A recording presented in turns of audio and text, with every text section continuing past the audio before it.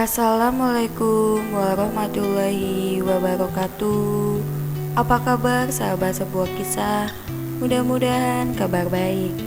Pada kesempatan kali ini kami akan membagikan cerita berjudul Kisah Pesugihan Pengusaha Resto Diminta Tumbal oleh Mustika Keong Mas.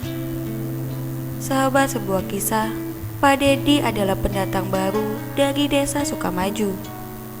Ia membeli sepetak sawah di tepi jalan yang masuk desa.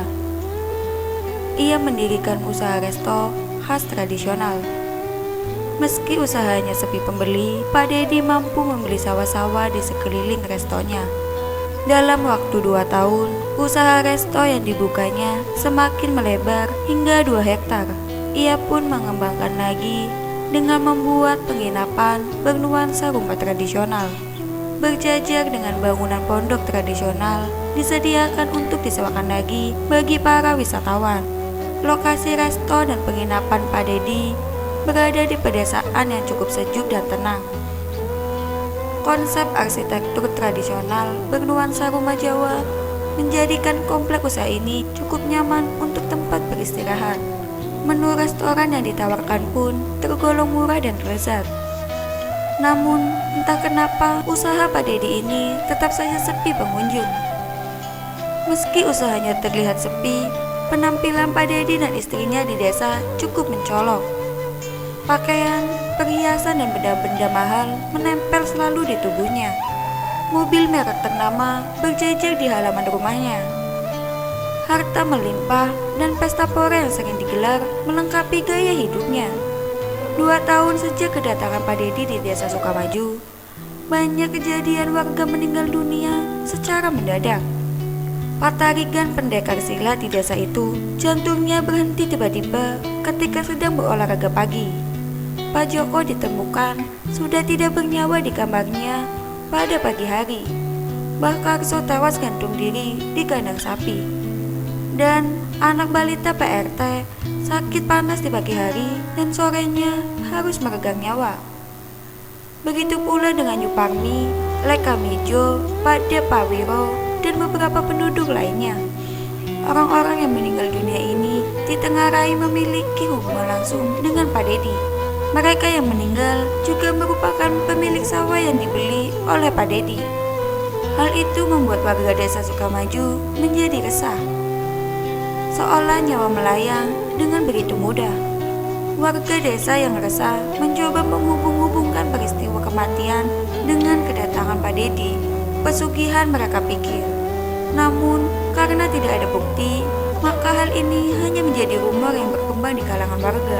Bejo, pemuda desa yang bekerja sebagai petugas kebersihan di komplek usaha milik Pak Dedi. Setiap hari, Bejo menyapu halaman, merawat taman, dan membersihkan ruang restoran dan juga pondok-pondok penginapan. Suatu siang, Bejo sedang membersihkan rumputan di taman samping kamar Pak Dedi. Tak sengaja, Bejo menemukan seekor siput di permukaan daun. Seketika, Bejo akan membuangnya, tapi dihentikannya.